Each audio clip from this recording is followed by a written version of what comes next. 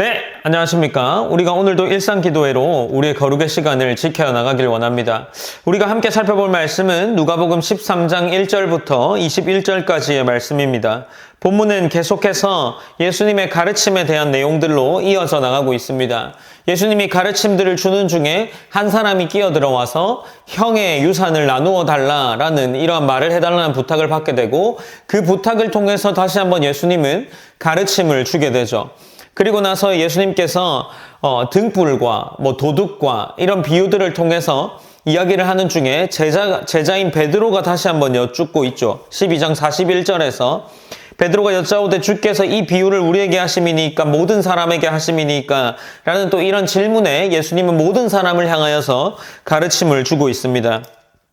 그리고 나서 이제 오늘 본문이 기록되어 있는데, 모든 사람에게 가르침을 주는 중에 그때 마침 두어 사람이 와서 라고 1절에 기록하고 있죠. 다시 한번 누군가 예수님을 찾아와서 예수님에게 질문을 하고 있습니다. 어떤 일을 하고 있습니까? 어떤 질문을 하고 있습니까? 빌라도가 어떤 갈릴리 사람들의 피를 그들의 제물에 섞은 일로 예수님께 아뢰니라고 이야기를 하고 있습니다.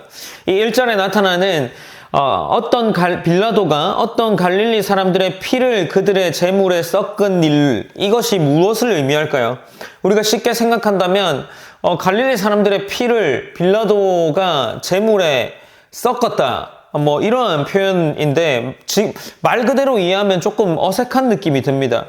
아마도 이 본문은 조금 관용적인 표현으로 사용된 것으로 우리가 이해하는 것이 좋은데, 특별히 이 본문을 해석하는 한 주석에서 이렇게 이야기를 하고 있습니다.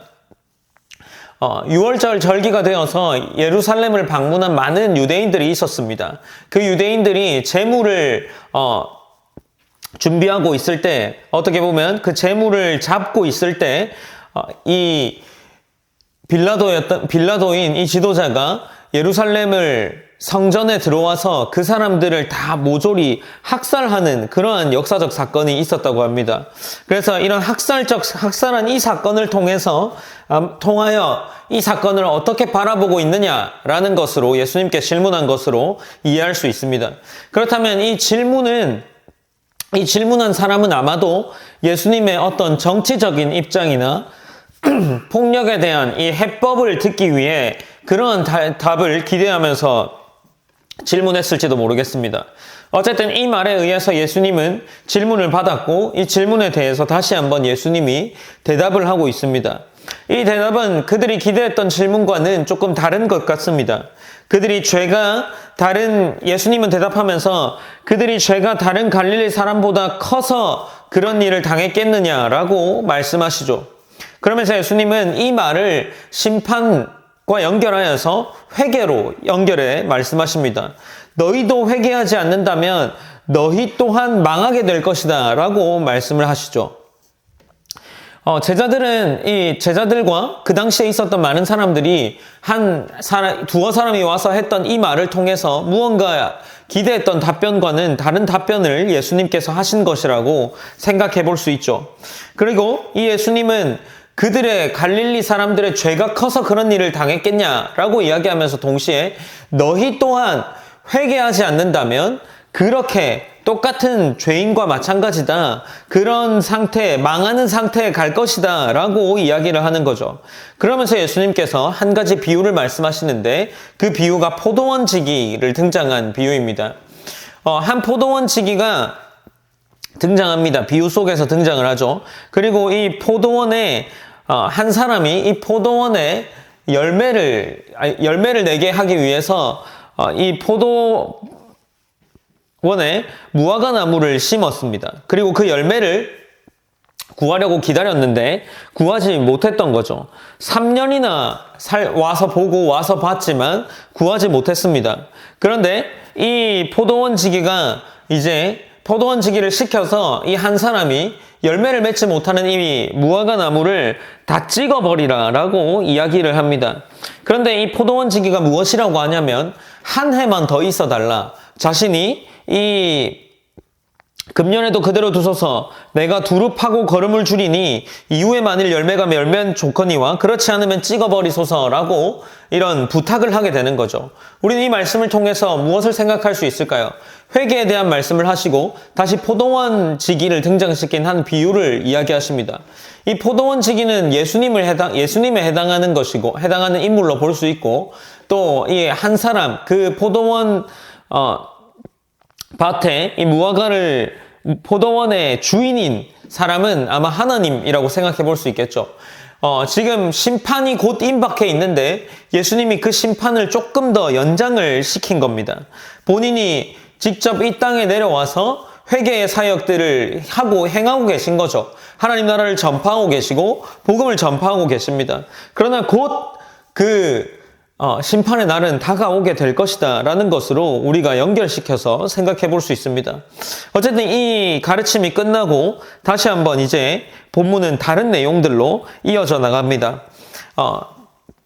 이제 이 본문은 10절부터 등장하는데 또 다른 사건입니다. 한 안식일에 병자를 고치는, 귀신 들린 사람을 고치는 사건을 기록하고 있죠. 이 사건도 간단합니다.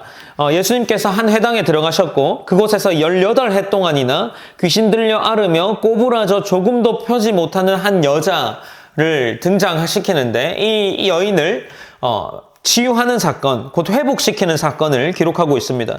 그런데 문제는 이 여인을 회복시킨 것이 문제가 아니라 그 회복시킨 날이 안식일이었다는 게 문제가 되는 거죠. 그래서 해당장은 이 율법을 어긴 예수님께 책임을 묻고 있는 거죠. 다른 날에 고쳐도 되는데 왜 너는 율법을 어기면서까지 안식일에 이 여인을 고치느냐라고 이야기를 하는 거죠. 사실 월요일에 해도 되었고 안식일을 제외한 모든 날에 해도 됐던 겁니다. 그런데 예수님께서 이 여인을 발견하자마자 고쳐준 거죠. 그러면서 예수님이 하시는 말씀은 무엇이냐 하면 너희 또한 안식일에 너희 가축을 위해서 물을 먹이는데 그 가축에게 자유를 주고자 하는데 왜 18해 동안이나 사탄에게 매인바 된 이 아브라함의 딸 여인을 말하는 거죠. 이 여인이 안식일에 이 매임에서 푸는 것이 합당하지 아니하냐라고 이야기를 하는 겁니다. 그러면서 이제 이 예수님의 반론에 어쩌면 예수님의 가르침에 이 이야기를 꺼낸 회당장과 반대했던 모든 사람들은 아무 말도 못하는 상태가 되어버리는 거죠.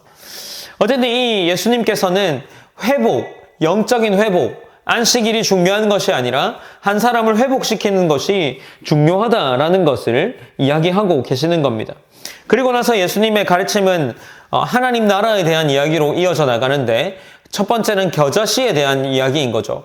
겨자씨, 아주 작은 겨자씨가 어떻게 됩니까? 나중에 심겨서 자라 나무가 되어 새의 쉼터가 됩니다. 그리고 이것은 하나님 나라의 어쩌면 역설적인, 지금은 너무나도 작아 보이고 별것 없어 보이는 그 하나님의 나라가 이후에 예수님께서 십자가에 죽으시고 부활하시고 승천하셔서 이 땅을 가득 채우는 하나님 나라가 된다라는 것을 우리에게 이 말씀을 통해서 알려주고 있는 거죠. 그리고 두 번째는 누룩을 통해서 비유하고 계십니다. 한 여인이 가루 서말에 조금의 누룩을 넣는데 그 누룩이 전체를 부풀게 합니다. 보잘것없지만 끝에 놀라운 반전을 일으킬 하나님 나라를 우리에게 기대하게 하는 가르침입니다. 이것이 오늘 우리가 함께 살펴본 12장 1절에서 21절까지의 말씀입니다. 어쨌든 본문에서는 세 가지 사건을 다루고 있죠. 첫 번째 사건이 무엇이었습니까?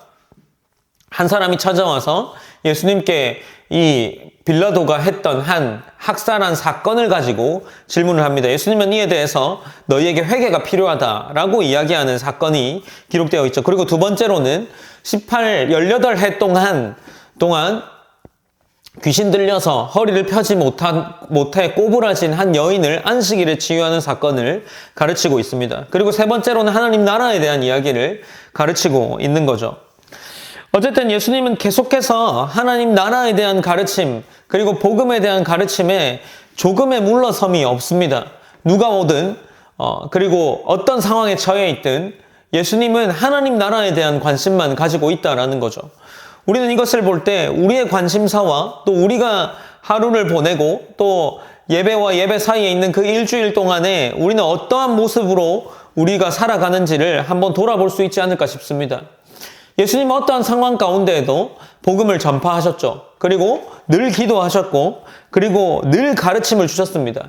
혹은 그 가르침에 대한 반론이 있을 때마다, 모함이 있을 때마다 그것을 지혜롭게 하나님께서 또 하나님이신 예수님께서 그 지혜를 가지고 이 상황들을 풀어나갑니다. 우리는 어쩌면 그들이 보지 못했던, 예수님께서 가르침을 주셨던 그 자들이 보지 못했던 그 모든 일들을 보고 믿음으로 고백하고 있습니다. 우리의 일상을 보내면서 우리 또한 우리의 관심사와 우리는 이 모든 일들을 알고 믿고 있는 우리의 상태에서 어떠한 모습으로 살아내야 하는지를 조금 돌아보아야 하지 않나 싶습니다. 사랑하는 일상교회 성도 여러분, 우리가 돌아보길 원합니다. 우리의 일상의 삶이 하나님 앞에서 거룩해져가는 그런 삶이 되기를 원하면서 기도하길 원합니다. 하나님, 우리의 관심도 예수님이 살아냈던 그 삶처럼 하나님 나라에 대한 관심과 복음에 대한 관심으로 우리의 삶을 채워나갈 수 있게 하시고, 그리고 그러므로 말미암아 우리가 하나님께 영광된 삶을 살 수 있도록 하나님 인도하여 주시옵소서라고 우리가 그렇게 기도하기를 원합니다. 오늘도 제가 기도하고 개인의 기도의 시간들을 통하여서 경건의 시간을 지켜나가길 원합니다. 기도하시겠습니다. 사랑의 하나님, 감사합니다. 하나님, 우리가 오늘은 조금 길게 세 가지 사건의 본문을 함께 살펴보았습니다. 하나님, 예수님께서 회개하지 않으면 망할 것이다 라는 가르침을 우리에게 주시고, 또한 안식일에 영혼을 살리는 것이 가장 중요한 일이다. 안식일의 율법보다 영혼을 살리는 것이 가장 최우선순위 되는 일이다 라고 또한 가르침을 주십니다. 그리고 그와 동시에 하나님 나라는 우리가 기대하는 것보다 더 역설적으로 풍성하고 크고, 하나님의 나라는 우리가 감히 상상할 수 없을 것만큼 반전의 나라임을 우리에게 가르쳐 주십니다. 우리가 이 사실을 믿었습니다. 우리는 어쩌면 복음서에서 듣던 제자들과 가르침을 듣던 무리들보다 우리는 더 많은 하나님에 대한 이야기들을 알고 일상을 보내며 살아갑니다. 하나님, 우리의 삶 속에서 그러한 것들을 우리가 잘 누리며 나아갈 수 있도록 하시고, 함께 우리가 기도할 제목이지만 우리가 함께 기도하는 이 하나님에 대한 관심, 예수님이 가지고 있었던 가장 최우선 순위의 관심이 지금 우리에게도 동일하게 있기를 원합니다. 하나님께서 그렇게 우리의 삶을 붙잡아 주시고 인도하여 주셔서 같은 시선과 하나님의 같은 마음을 품고 일상을 보내고, 그것이 하나님께 영광된 목적으로 우리의 삶이 바뀌어갈 수 있도록 하나님 인도하여 주시옵소서. 오늘 하루도 주님께 맡기며 나아갑니다. 모든 영광 하나님께 올려드리며 살아계신 예수님의 이름으로 기도드립니다. 아멘.